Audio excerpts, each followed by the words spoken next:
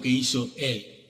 Él como la propiciación que se ofreció a Dios. Si este tema, que es el más esencial de la redención, de la obra de la salvación, se desvirtúa, se extravía, se enseña algo equivocado, diferente a la verdad en cuanto a este tema, entonces se está produciendo un evangelio, están enseñando un evangelio diferente al verdadero.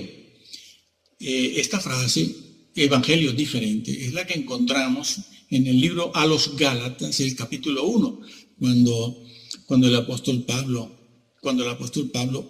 le hablaba a ellos de que si alguien predica un evangelio diferente, sea anatema. Lo dice varias veces allí en el libro de Gálatas. Si alguien predica un evangelio diferente, ¿qué debemos entender por evangelio diferente? ¿Un evangelio contrario? No, contrario no, porque el término griego que ustedes pueden averiguar utilizado allí es en el versículo 8, versículo 9, es un vocablo, es una palabra griega, para, sí. Ese término, ese vocablo griego, para, significa diferente. Es decir, algo que no necesariamente es contrario, sino que es diferente. Porque hay cosas que pueden ser contrarias, pero no diferentes. Bien, Pablo dice, si alguien os enseña un evangelio diferente, el vocablo para significa un evangelio puesto al lado del verdadero, un evangelio puesto al lado del verdadero, que se parece mucho, que corre paralelo, corren los dos, el verdadero y el diferente, no contrario, Pablo dice diferente, puesto al lado del verdadero, parecen el mismo, parecen los mismos, parece el mismo evangelio, pero hay algo que lo hace tan distinto, que trastoca completamente la doctrina, en este caso a los Gálatas y en este caso en Hebreos que estamos viendo, la trastoca de tal manera que no puede producir la salvación. Por una parte, y por otra, deshonra al Señor, lo deshonra completamente, porque es un evangelio diferente, porque predica un plan de salvación, un plan de redención, una expiación y una propiciación que es completamente diferente, y no produce la salvación. Incluso son dos evangelios que corren paralelos, parecen iguales, son de la misma esencia, son del mismo tipo, pero hay una diferencia importante. No es contrario. No dice Pablo un evangelio contrario. ¿Cuál es el color contrario al negro? El blanco, contrario. Pero un color diferente al negro, ¿cuál puede ser? El amarillo, el azul, el rojo. Esa es la idea, sí señor. Esa es la idea. Y Pablo dice, el que predique un evangelio diferente, puesto el verdadero al lado del falso, corren paralelo, son evangelios de la misma esencia, de la misma naturaleza, pero tienen algo que desvirtúa completamente la doctrina y la salvación final. Y él dice, el que haga eso sea anatema, es decir, maldito. Entiéndase que Pablo, cuando habla de esto, allí en el libro a los Gálatas, lo está diciendo porque algunos allí, judaizantes, quizás ebionistas, cristianos, creyentes en Jesús, estaban allí en la iglesia, en los grupos que se congregaban en el nombre del Señor. Enseñaban también, querían también que los gentiles se circuncidaran. Allí en el libro de los Gálatas no se dice un evangelio diferente para referirse a que estaban obligándolos a guardar la ley. No, en el libro de Gálatas no se dice eso, no se habla del decálogo. Se está hablando de otra cosa, de la circuncisión, nada más que de eso. ¿Por qué? Repetimos, porque habían judíos, cristianos, quizás ebionistas, lo que hoy conocemos como ebionistas, que querían circuncidarlos Jesús, sí, el Salvador, el Redentor, el Hijo de Dios que resucitó, sí, pero hace falta la circuncisión. Y Pablo dice, si aceptan eso, si enseñan eso, si creen eso, están predicando un evangelio diferente. Hoy en día se preguntan los creyentes dicen, ay, por una cosa tan simple como la circuncisión, ¿y eso qué importa? Eso no salva a nadie. Bueno, pues te pierde, porque eso cambia completamente el evangelio. Lo cambia completamente en última instancia, lo cambia. Por eso Pablo dice, el que crea esto, aceptando a Jesús, creyendo en Jesús y todo lo que tiene que ver con él, si llegas a hacerte la circuncisión, si creen eso, están predicando un evangelio diferente. Entiéndase una cosa importante aquí. Dice, estando ya Cristo presente, no Cristo con su cuerpo humano, en su cuerpo glorificado. ¿Por qué? Porque un arcángel, un ser que tenga naturaleza angelical, como un arcángel, un querubín, un serafín o un ángel, un ser con naturaleza angelical no puede ser mediador de los hombres. ¿Por qué? Porque la naturaleza angelical no redime a nadie. Una naturaleza angelical no es humana, ni redime. Quien redime es un hombre, que es Dios también. En este caso, Jesús. Jesús tiene deidad. Ese hombre se dice que es Dios no porque sea Dios el Padre, no, es Dios el Hijo. Pero decimos que Jesús es Dios porque tiene Jesús deidad. El Padre tiene deidad, Jesús, la segunda persona de la deidad, tiene deidad, o de la Trinidad tiene deidad, y el Espíritu Santo tiene deidad. Entonces, solo un ser que fuese Dios mismo, que tuviese deidad, y fuese hombre, podía redimir a los hombres. A un hombre no lo puede redimir un arcángel, ni medio arcángel, ni un cuarto de arcángel, mezclado con naturaleza divina, es decir, con deidad más la humana. Eso es un ser tripartito. Jesús nunca ha tenido naturaleza angelical. Es Dios redimiendo a los hombres. Esa es otra herejía grave. Es un evangelio diferente. Señores, no se trata de estar ofendiendo e insultando. Se trata de decir la verdad. Aquí se la decimos. Aquí se la estamos diciendo para que ustedes la averigüen. No para que digan que sí o que no. No, nosotros no estamos pidiendo que digan, ay, sí, ay, no. Escúchalo. Y entonces averígualo, pero averígualo tú mismo. ¿Por qué? Porque si tú le preguntas a la parte afectada e interesada, nunca sabrás la verdad. Nunca.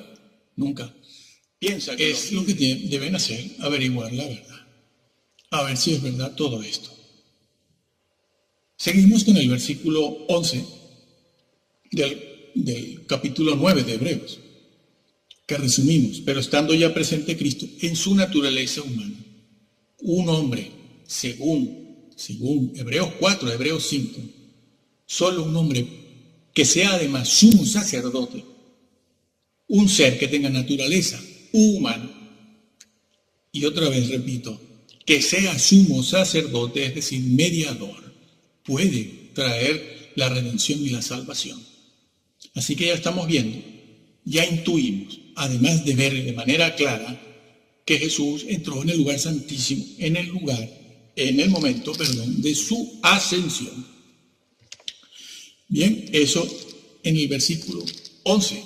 Y el 12 dice, y no por sangre de machos cabríos ni de becerros, sino por su propia sangre. Entró, lo está diciendo, entró una vez para siempre en el lugar santísimo, habiendo obtenido eterna redención. Bueno, aquí cositas que tienen que ver con la gramática. Bien, lo dice, y no por sangre. ¿Por qué se refiere el versículo 12 a la sangre? Y dice que Jesús entró, pero no con su sangre, no con sangre de machos cabríos. Está diciendo que Jesús entró, pero no con la sangre de machos cabríos, sino con la suya propia. Y lo dice, entró. ¿Y por qué nombra la sangre? Bueno, menciona a la sangre porque para entrar en el lugar santísimo era necesario, era obligatorio entrar con sangre, la sangre de un sacrificio, una ofrenda, para calmar la ira de Dios, claro, claro. Esto de la sangre no se lo ha inventado nadie, está escrito, fue Dios quien demandó sangre. ¿Por qué? Porque la desobediencia ocurrida por el hombre en primer lugar en el huerto del Edén, que fue una rebelión, fue una transgresión, fue una decisión, no fue un error, no fue un error de ignorancia, falta de experiencia, equivocación, fue una decisión, como hemos dicho en ese otro video que ha sido muy visto en YouTube. Bueno, pues la sangre se ha de derramar porque cuando el hombre pecó en el Edén, decidió no seguir a Dios, sino seguirse a sí mismo y al diablo. A esa rebelión le corresponde una sentencia. ¿La sentencia cuál era? El día que de él comiereis, ese día moriréis. Esa es la sentencia. Entiéndase que la muerte allí es una muerte eterna de la que está hablando el Señor, porque la ley quebrantada es una ley eterna. La ley eterna es Dios quien la ley pide una ofrenda, una compensación, un castigo por la ofensa que le hemos hecho en el Edén. Y eso implica derramar sangre. Por eso se habla de sangre. Siempre se habla de sangre. Y por eso se dice así aquí, que Jesús entró no con la sangre de machos cabríos, becerros, ovejas, etc., sino con la suya propia. Porque Dios no admite otra cosa. No lo decimos nosotros, lo dice Dios. Alguien tiene que pagar por esa ofensa. Alguien tiene que pagar por esa ley quebrantada. Alguien tiene que pagar por el desaire y porque ¿qué le hemos hecho a Dios? Por la bofetada que le hemos dado al Señor. Ha sido una decisión a cara abierta. De cara a cara se lo hemos dicho. Sí, yo hago lo que quiero y me voy a guiar por lo que quiero. Todos hemos hecho eso. Todos. Todo eso. Pues bien, ese cordero era mandado al desierto cuando la expiación, el acto, el hecho había terminado. Ya se realizó la expiación, ya no hay más nada que hacer. Pues manden a ese cordero al desierto, que aleje todos los pecados de aquí. Pero decir que no es lo mismo que decir que el diablo carga con nuestros pecados. No, él no carga con nada. Ya bastante rebelión tiene encima. Bien.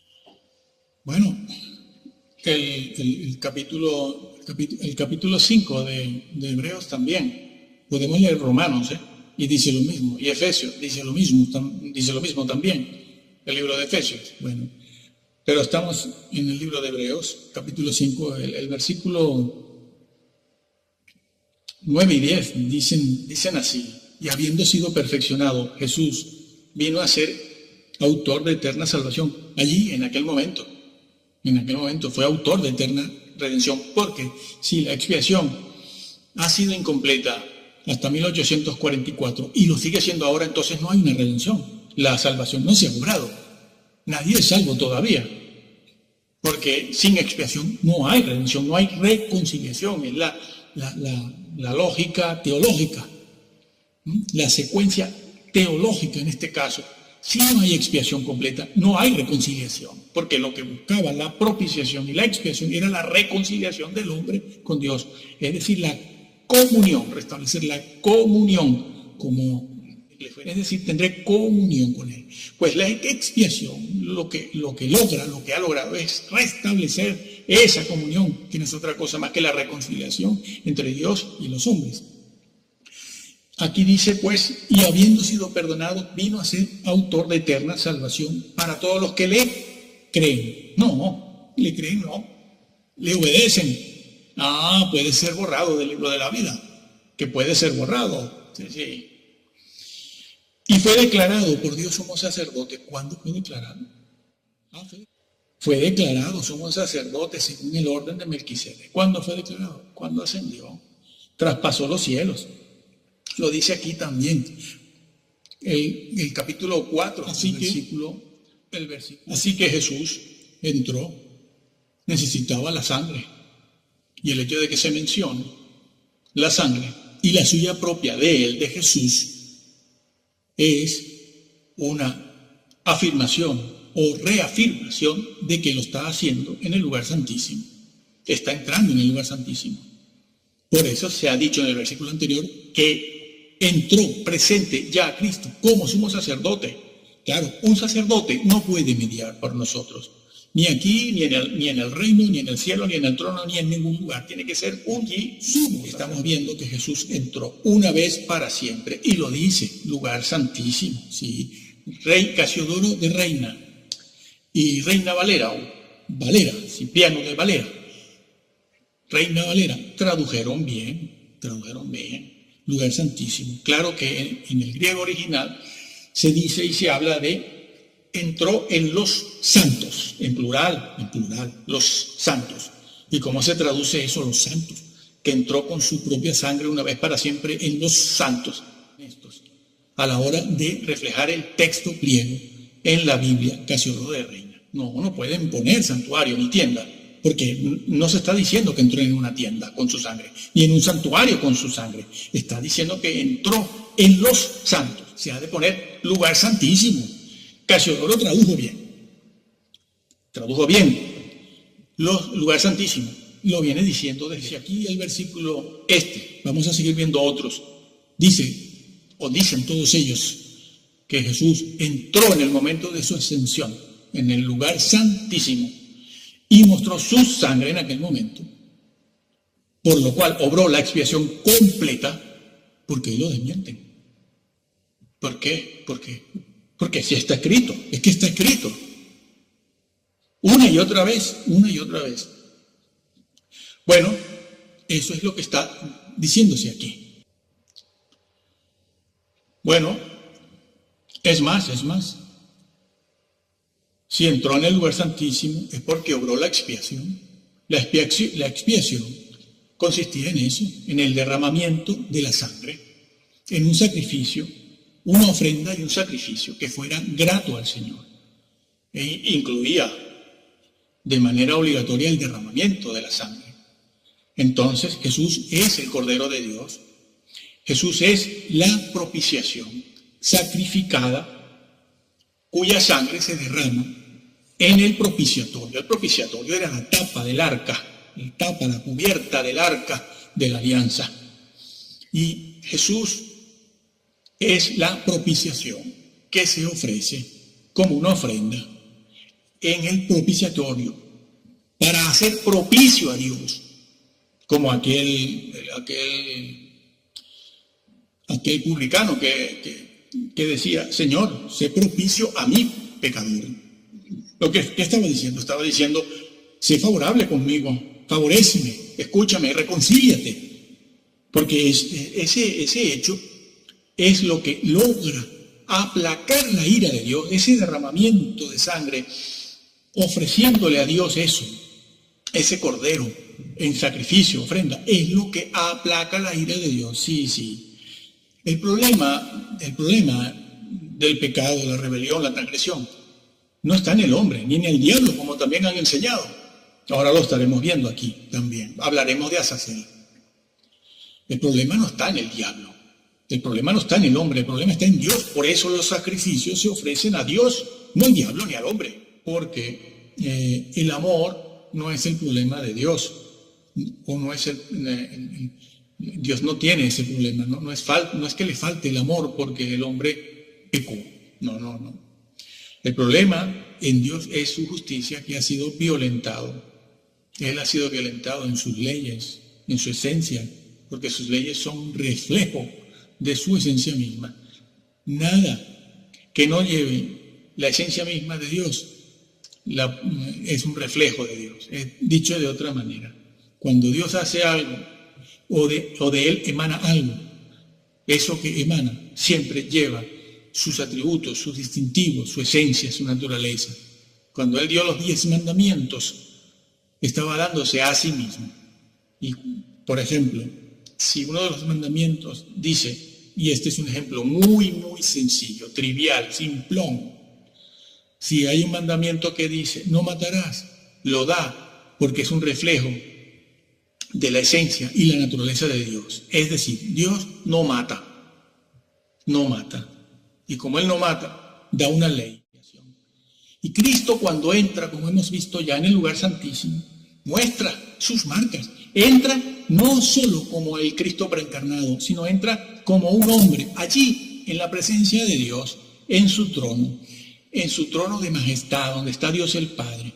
Allí en ese lugar, en el lugar santísimo, donde todo es santo, todo, absolutamente allí es santo. Por eso es el lugar santísimo. Lo que no es santo allí no puede estar. Allí entró por primera vez un hombre, ¿sí? Allí nunca había habido un hombre. Y por primera vez estuvo aquí, en el tiempo de los apóstoles, cuando el Señor resucitó en el siglo I. Allí entró en aquella época, hace 20 siglos, entró en el lugar santísimo un hombre, pero era un hombre perfecto. Y entró con sus marcas, las mismas que le mostró el Señor a Tomás. ¿Por qué? Porque era un cuerpo humano. Eso es lo que salva, eso. La humanidad, una humanidad, un hombre es el rey del universo. Un hombre, olvídense de grises, grandes, pequeños, draconianos, reptilianos, luciferianos, masones.